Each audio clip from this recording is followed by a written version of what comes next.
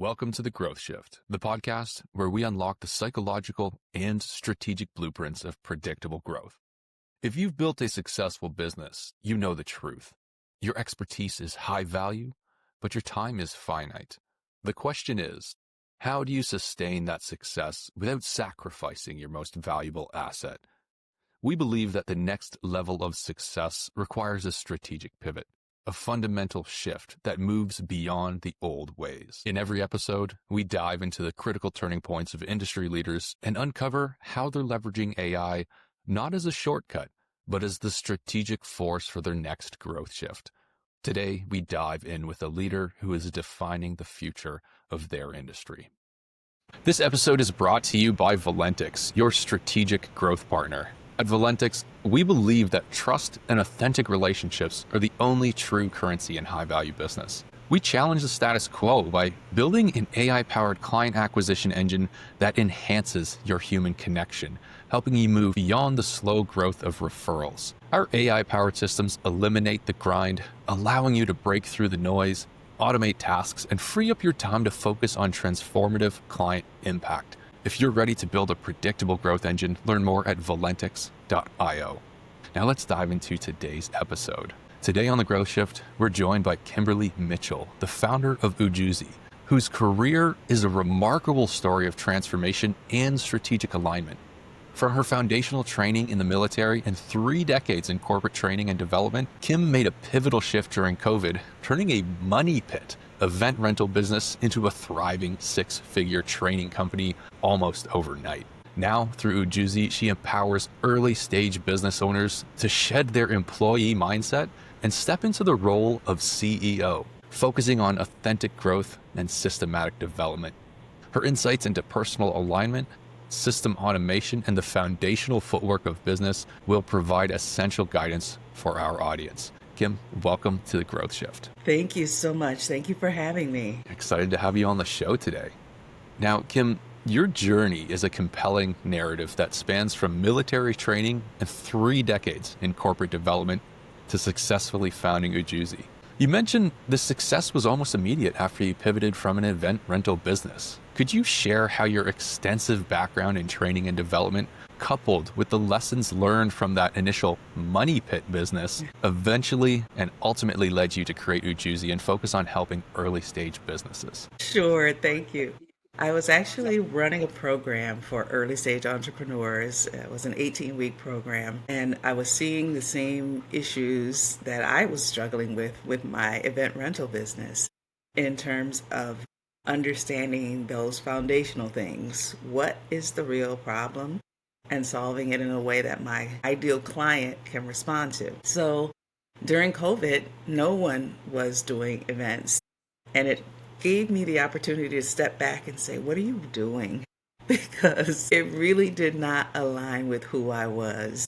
The business was okay, and it really would have taken off had it been something that was near and dear to me personally, to the point where I could understand that ideal client on the personal level. So when I looked at my own things that gave me joy, I thought about all of the work that I do in the training industry. I coupled that with the leadership skills that I learned from the military, and it was just a perfect fit to start Ujoozi, working with those early stage entrepreneurs to really delve into all of those foundational issues that I was missing myself, and was able to turn that into a successful business. I understand your journey here as well. So I'll ask you a question now here. So Kim, this was an initial business of yours that initially, of course, you would have been passionate about and excited by. But you got to a point where you realized that the business wasn't serving your needs any longer. A lot of business owners, especially in their first, maybe even their second business, maybe after it started making money and then started losing money, a lot of business owners stay stuck in a position where they feel married to that business, married to the idea of what that business was supposed to become, and although it's changing and perhaps no longer serving them. Now, you had perhaps an opportunity that many people didn't, or many people did through COVID, but many people by and large perhaps don't, in such a way where you got to step back and realize, hey, I can't do events anymore, so I need to slow down and I need to reanalyze, right? So that allowed you to shift gears and change what it is you were doing for business. But when we look at early stage businesses, many of them in that position where they're not making money, maybe they're frustrated, maybe they're not able to make out of it what they want out of it, they stay married to that business and they don't get out of it. How would you say business owners should start to analyze their position and their situation to perhaps decouple their emotions and their desires from the reality when they are in a failing business? Absolutely, because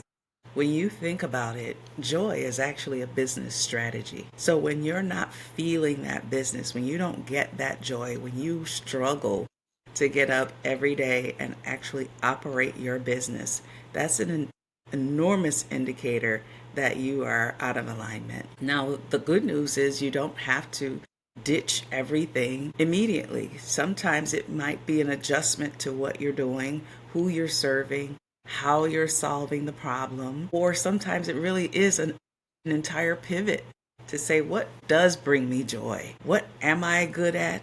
What can I see in the marketplace that can use those skills? Because it still comes down to those foundational things, solving a problem for a marketplace. And when you're able to align those things, what you do, what you're good at, what brings you joy, with what solves a problem in the marketplace, it really is almost magical how quickly that can turn around for you. And that's something that you experienced yourself, right? Almost an overnight success, let's say, or an overnight success, years in the making, of course. Yes. You shared that the biggest personal shift was realizing you were perhaps functionally depressed and lacked that alignment that you needed for a successful business. And that informed your professional pivot, right, into Ujoozi during COVID. Can you elaborate a little bit on the profound moment of self-discovery for yourself and, how that realization fundamentally reshaped your approach to business? Absolutely, because I was struggling with basic things.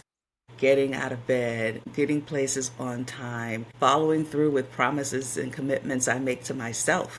I'm going to start this thing next week, and next week becomes the following week, and the following week, and the following week. I want to do better with my clients and understanding what they need, and I just couldn't make myself care enough about them. And that's the point where I said, it's time to do something different. Because if COVID hadn't happened, I'm sure I would have dissolved the business, but probably in a less elegant way than I was able to. COVID was very convenient, especially in the events business, to be able to step back and say, let's go back to the beginning and see what we need to do. So I would say when you're in that early stage and you're feeling like you're clinging to a business, forcing that business, just take one step back, not necessarily all the way back, just one step and say, is there something that I can do that will make this much more aligned with who I am and what I want to deliver to my customers? So now, with Ujoozi, you focus on helping those early stage businesses who perhaps still have alignment, they still have passion, they still feel like they're moving in the right direction, but perhaps without the tools, the equipment, the knowledge to actually be able to make that successful. Maybe they're on that precipice, or maybe they're on the edge of, if things don't change now, this is going to be a failing business. I'm going to have to shut it down, regardless of what that means to them. Can you explain a little bit more about your core methodology and, how it is you actually come in and help your clients achieve this? It's a big task. Absolutely, it is a big task. And what makes it so much bigger is that a lot of what I specifically work with the clients on is subconscious, because we work very easily as employees. We step into a role, we get the job description, we follow through with that little job description, and we don't ever think about 2 steps up. How did this become my job? How did this business become this business? So when we step out and start our entrepreneurial journey, very often we're not thinking much more than a supervisor or a manager in how to function in a business. And so we focus on those deliverables. We focus on the functional part of a business, creating whatever that deliverable is for the customer. But the mindset needs to be elevated to the owner, which quite often we don't even have access to as an employee. We don't have the ability to see what the owner does, how the owner thinks, how the owner's day is structured. So that's what we do in Ujoozi. Roll that back and say, let's do the owner work. We know how to do the employee work. but we have to be able to fire ourselves at some point as that worker and step into the seat of the CEO. So we help them understand those fundamentals, because honestly, those don't change across any business, large or small. I tell them all the time, your business is no different than one of these big multi-million dollar businesses. The only difference is the revenue. So you have to figure out, what do they do? And that's what you need to be doing. So you're working with business owners who are perhaps still stuck in that employee mindset, very task focused, right? Those individual things that they feel will bring a result because that's what they're used to when they have been an employee in the past.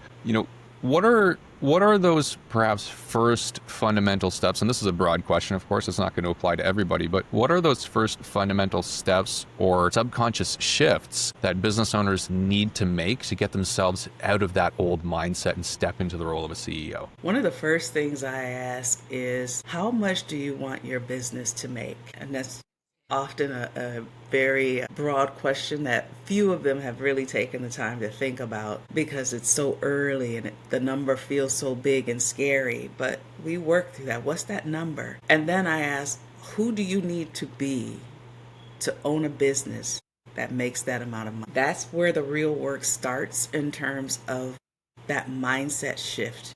Because if you don't believe you're the CEO of a even six-figure business, then there's no way you're going to be able to make those shifts internally to develop the processes and the systems that support a business that makes six figures. So we really start from that very beginning. Who are you? And who do you need to become to run a six-figure business? Sounds like you're really helping people reinvent themselves, right? Of course, that's the goal of a business, changing your lifestyle and being able to give yourself something different. But if you're stuck being, let's say, an outdated version of yourself, you're never going to be able to get to that next level. So that reinvention of who it is. Absolutely. So Kim, I mean, this is some pretty high level stuff, right? You're helping people change it, how they think, how they operate, helping them identify what it is they really want, who they have to become to get to that place, or, who they need to become to be able to achieve that outcome. Do you have any stories that you might be able to share with us? I mean, your business grew very quickly. You were, quote unquote, an overnight success, right? Do you have any stories you could share with us about how you truly impacted a client to help them shift from that employee role into the CEO role, and what results did they achieve? Oh, absolutely. Working with hundreds of businesses, literally over the years, there have been minor shifts from being able to recognize that you own this business. These decisions for who you pursue, how you pursue them, what the systems are like, the day-to-day, just working literally on a business plan and making those business plan decisions. The shift, that seems like a very small and obvious shift to say you are the one that makes these decisions.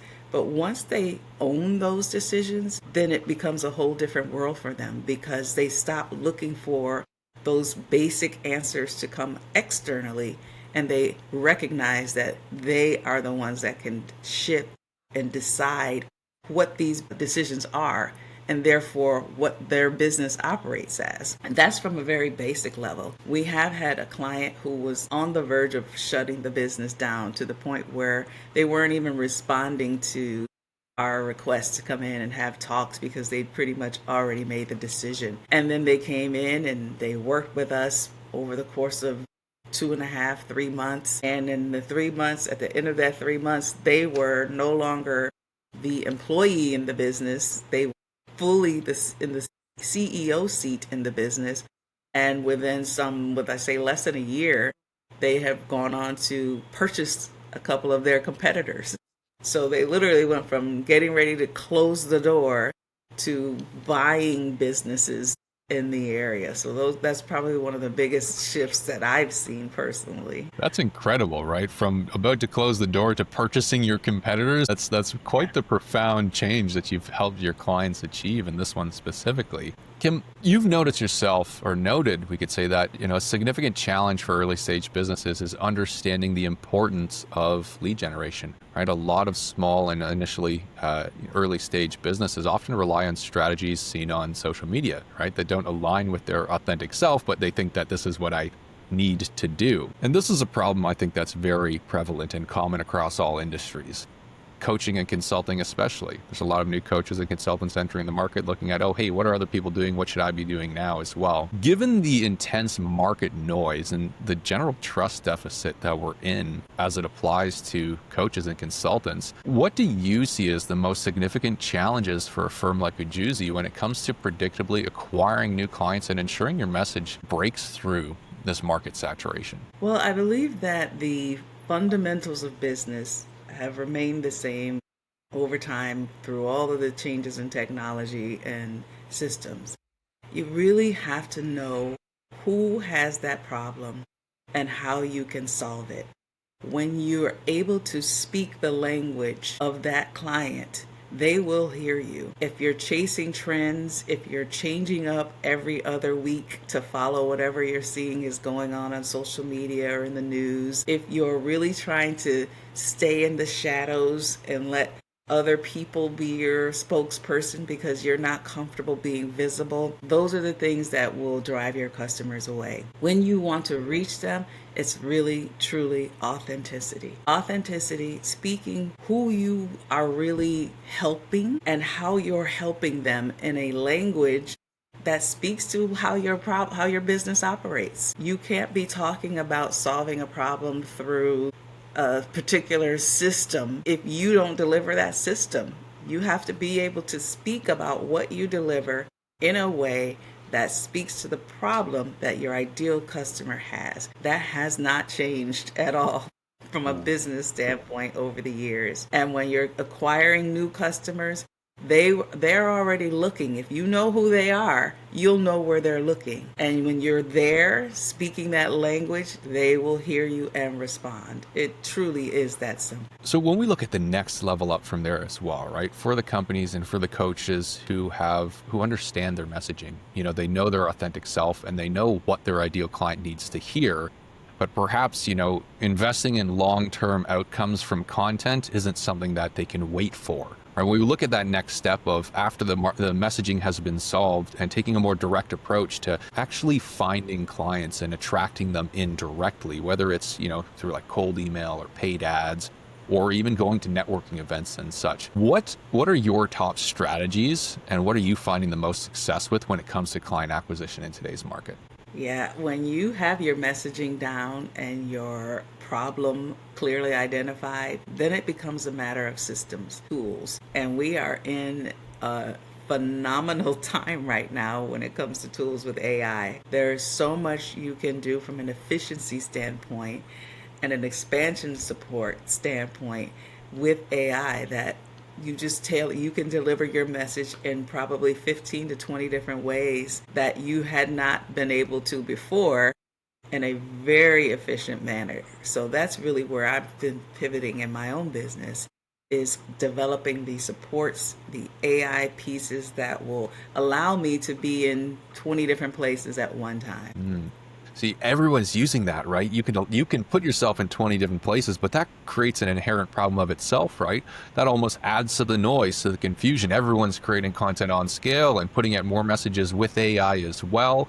In this current market and with everybody, trying to get out their voice more and creating, I don't necessarily want to say more confusion, but a lot more out there, it can be hard to be noticed as a coach and a consultant among this noise. Are you up against any challenges yourself, despite the ability to put yourself in 20 places at once when it comes to client acquisition and directly getting to the people who you can have such a profound impact with? Actually, no, because I know who they are and where they're looking and what they're looking for. So although I'm spread across more places than I had been, I'm still saying the same things. I'm still consistent because that consistency, along with the authenticity, is really what will speak to your clients.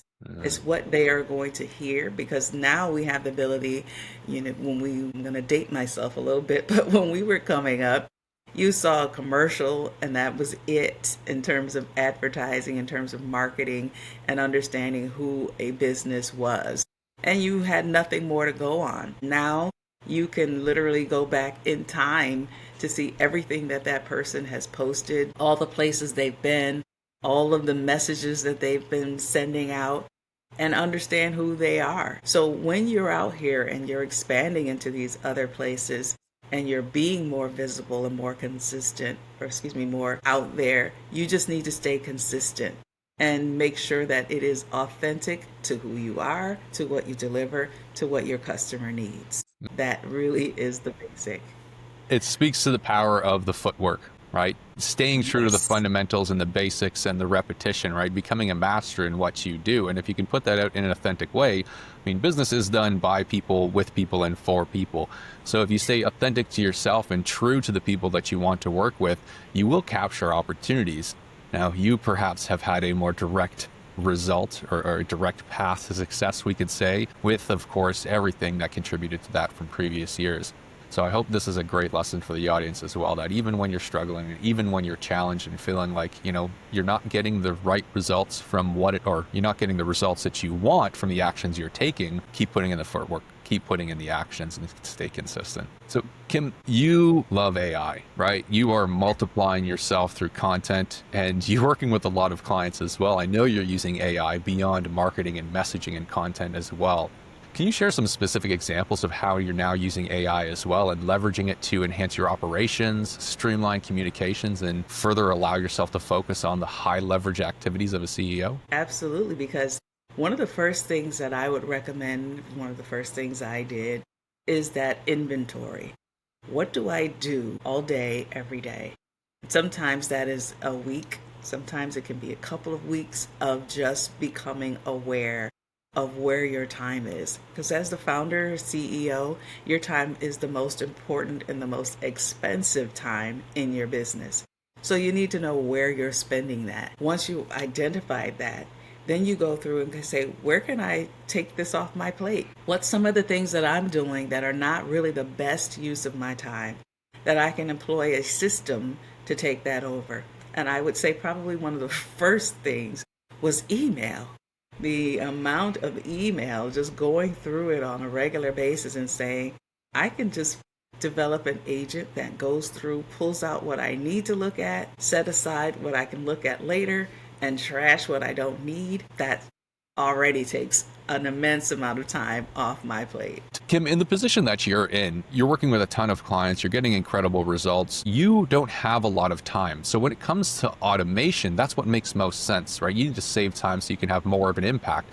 You can amplify what it is that you're doing. When it comes to the businesses you work with, early stage, they have the opposite problem, right? They are time rich and flow poor. So when working with businesses in today's environment, with all of the tech that's out there, AI, the shiny objects, all of the noise, people are being pulled in multiple directions. When you're working with clients who are in that early stage, how do you advise them on how to assess where to put their time or their money when it comes to new technology? Yeah, that's a good one. Often that first step still is that awareness, because believe it or not, when you are time rich and cash poor, it is so easy to just spread yourself out into a lot of things that you think you should be doing, that you see other people doing, things that you're chasing that free ticket. What can I get that's free? And I often say you're going to spend the resource, whether that is time resource or money resource. So if you are out here trying to watch a bunch of free YouTube videos and step through things, and you're just going down that rabbit hole of where do I look, and this person is talking about this person, and I'm going to go look that person up, and then I'm going to go look on TikTok and see what they're saying over here, and I'm going to go over there. You still need to stop, see where you are spending that time, what you are spending that time on, and assess, is this what the business needs right now? Is this where the business needs me to spend my time right now? What's my biggest problem in my business right now? And what can I do to solve it right now? Once you've determined that, then it's really an easy choice of where do I get the money to invest, because that's something that we all need to do as business owners. Is that an investment in me? Is that an investment in a system? Is that an investment in a different resource? But you cannot make that choice intelligently until you know where you're spending your time, and is it the time that your business needs you to spend? I love that, right? Just the assessment of where is the highest leverage, right? Not spending time on tasks that aren't actually going to move the needle.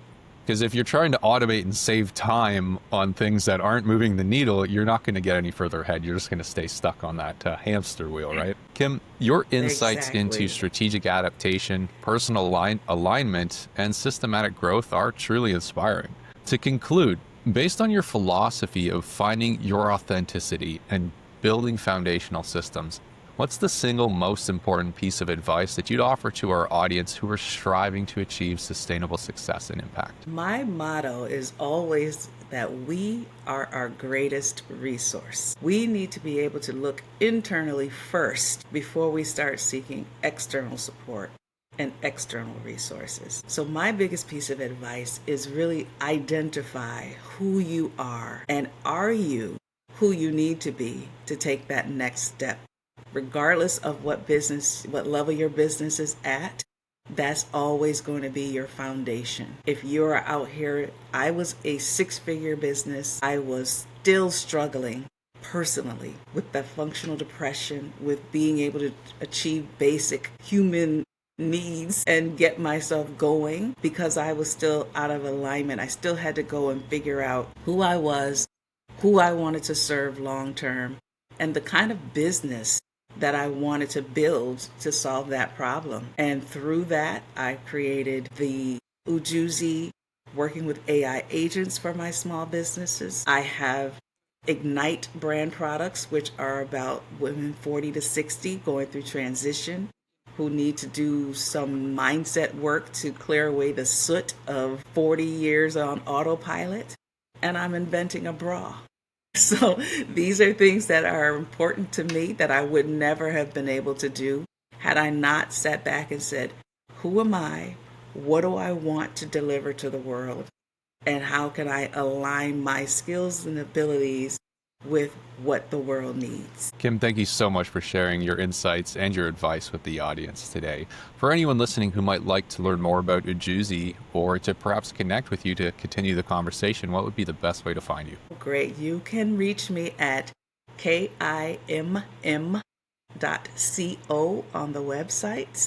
And on there, you'll be able to see all the products, or you can go to ujourneytojoy.com. And that is the product for the women 40 to 60 who are looking to transition. I'm on all socials at KIMMDOTCO, and I'm happy to speak with you. Kim, thanks again for joining us on The Growth Shift today. Thank you so much. Wonderful being here, and glad you had me on. Another powerful conversation on The Growth Shift.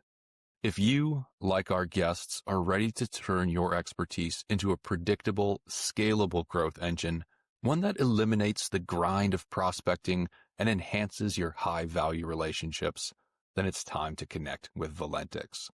We are not a marketing agency. We are your strategic growth partner, building intelligent systems that ensure your client acquisition is predictable, not dependent on chance.